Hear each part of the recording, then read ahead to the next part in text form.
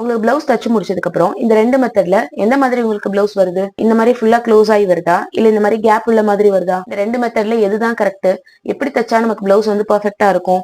இந்த வீடியோல பார்க்கலாமா? This is day 3 of blouse tips and tricks. நம்ம பிளவுஸ் கட்டிங் வந்து ரெண்டு விதமா கட் பண்ணி ஸ்டிச் பண்ணலாம். இந்த மாதிரி க்ளோஸ் பண்ணி ஸ்டிச் பண்ற இந்த மெத்தடுக்கு பேரு 1/4 கட்டிங். இந்த மாதிரி ஓபன் வச்சு ஃப்ரண்ட்ல வந்து நம்ம ஸ்டிச் பண்ணி முடிச்சதுக்கு அப்புறம் வர இந்த கட்டிங்க்கு பேரு சென்டர் கேப் பிளவுஸ் கட். இந்த ரெண்டு மெத்தடுமே கரெக்ட் தான். இது யாருக்கு கட் பண்ணணும், இது யாருக்கு கட் பண்ணணும் அப்படின்றது வந்து பாத்தீங்கன்னா, இது வந்து உங்களோட பாடி சைஸ் வந்து நார்மலா இருக்கு அப்படின்னா நீங்க இந்த கட்டிங் வந்து சூஸ் பண்ணலாம்.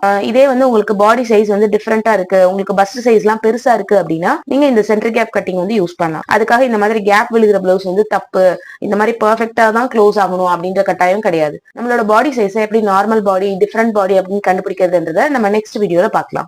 நம்ம ஆன்லைன் கிளாஸ்ல இந்த ரெண்டு மெத்தட்ஸ் பத்தியும் டீடைலா கவர் பண்ணி உங்களுக்கு வந்து ஸ்டிச்சிங் வீடியோஸ், கட்டிங் வீடியோஸ் எல்லாமே வரும். உங்களுக்கு ஆன்லைன் கிளாஸ்ல ஜாயின் பண்ணணும் அப்படின்னா ஸ்கிரீன்ல தெரியுற நம்பருக்கு வாட்ஸ்அப் பண்ணுங்க.